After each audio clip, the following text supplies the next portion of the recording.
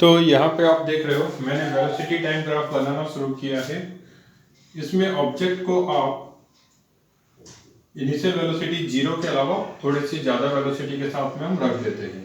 इस जगह 1 2 3 4 5 6 7 ऐसे लिख सकते थे, फिलहाल इसको हम u लिख देते हैं।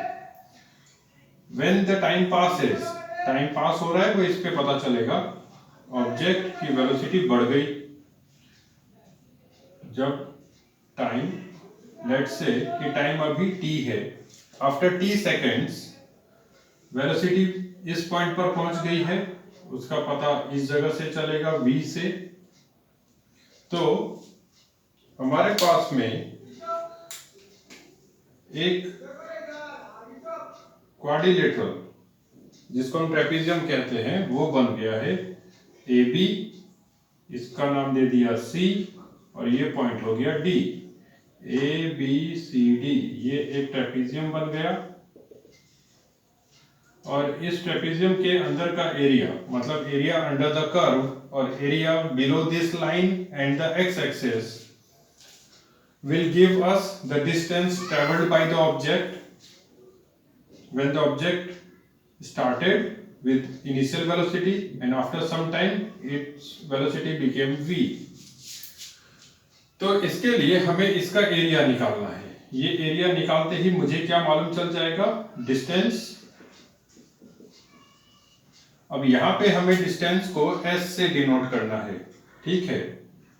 तो डिस्टेंस जैसे टाइम को हम t से डिनोट करते हैं, इनिशियल वेलोसिटी को u से, फाइनल वेलोसिटी को v से, एक्सेलरेशन को a से, तो डिस्टेंस को s इससे डिनोट करना है। तो ये हमारे पास में पहला इक्वेशन ऑफ मोशन है, और इसकी मदद से इस ग्राफ को यूज करके हमें बाकी के दो इक्वेशन ऑफ मोशन डिड्यूस करने हैं।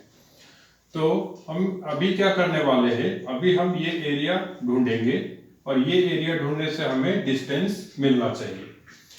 तो area of A B C D, तो इसमें मुझे पता है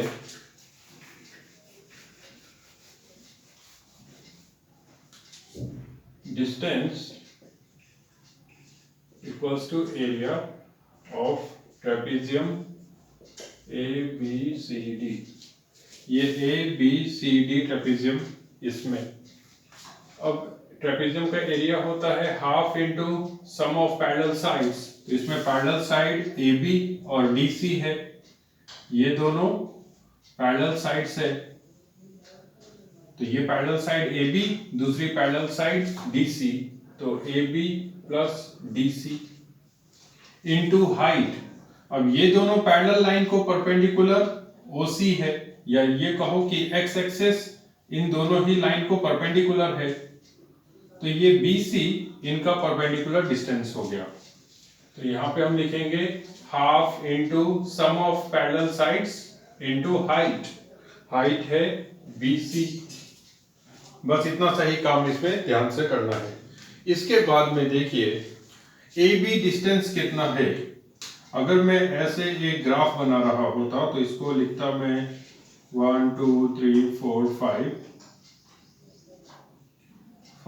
10 15 20। अगर मैं इस पॉइंट को मार्क करूं और पूछूं कि ये डिस्टेंस कितना है, तो ये डिस्टेंस आपको मालूम चलेगा यहाँ पे जो क्वांटिटी लिखी है उससे, दैट इज 15। वैसे ही ये डिस्टेंस कितना है, ये डिस्टेंस मालूम चलेगा यहाँ पे जो क्वांटिटी लिखी है u, इससे।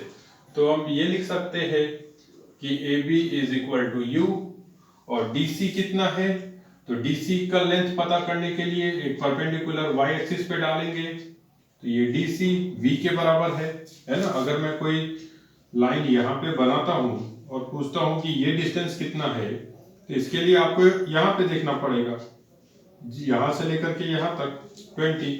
वैसे ही यहाँ पे DC कितना हो गया, तो v, u plus v into BC।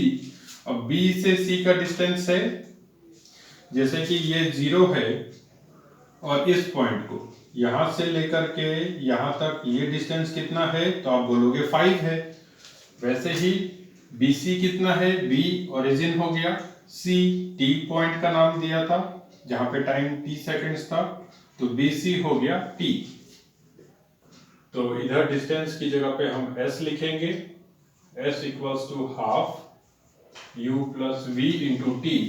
थोड़ी देर पहले हमने ये लिखा था V equals to U plus AT, ये पहला इक्वेशन था। इसी V को लेकर के यहाँ पे सब्स्टिट्यूट कर दो। जो पहला इक्वेशन है उसके V को यहाँ पे सब्स्टिट्यूट कर दो, तो ये हो गया U plus AT into T।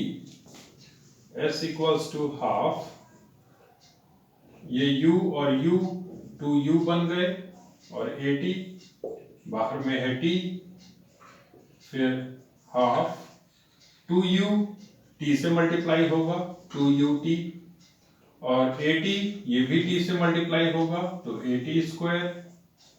तो S equals to half, bracket open करेंगे तो हाफ जाकर के दोनों से मल्टीप्लाई होगा, हाफ इंटू AT स्क्वायर।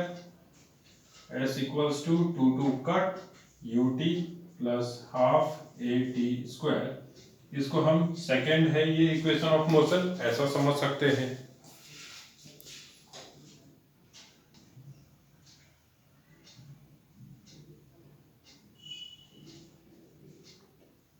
तो सेकेंड के बाद में अब जब थर्ड इक्वेशन चाहिए तो ये सारा चीज वैसे ही छोड़ देना है, डिस्टेंस S है ना, और इस बाकी पोर्शन को हम थोड़ा सा चेंज कर देंगे।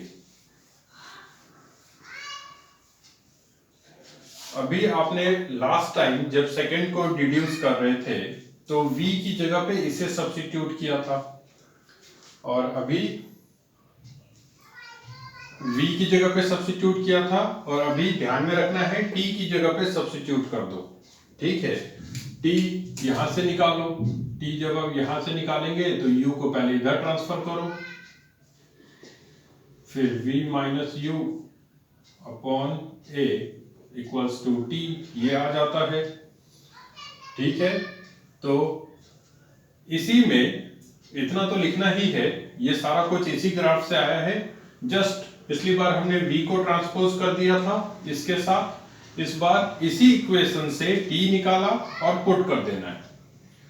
तो S equals to half U plus V, और T की जगह पे आप लिखेंगे V minus U by A, V minus U upon A। ये U प्लस V है, ये V माइनस U है, तो देखो मैं क्या लिख रहा हूं, इसको V प्लस U भी लिख सकते हैं, है ना, U प्लस V या V प्लस U। इसके बाजू में आ गया V minus U numerator upon A, तो A कॉमन डिनोमिनेटर बन गया, ये 2 जो 2 है ये भी कॉमन है, फिर ये 2A को इधर ट्रांसफर करो तो 2AS, इधर बचा V प्लस U और V minus U, 2AS equals to A plus B, A minus B होता है A square minus B square, minus U square दिख रहा है इधर भेज दो तो 2AS plus U square equals to B square.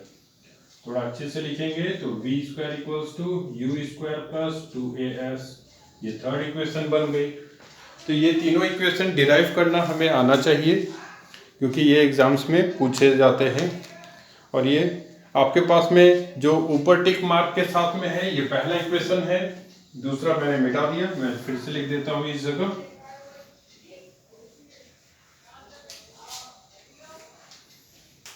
दूसरा इक्वेशन था S equals to UT plus half AT square,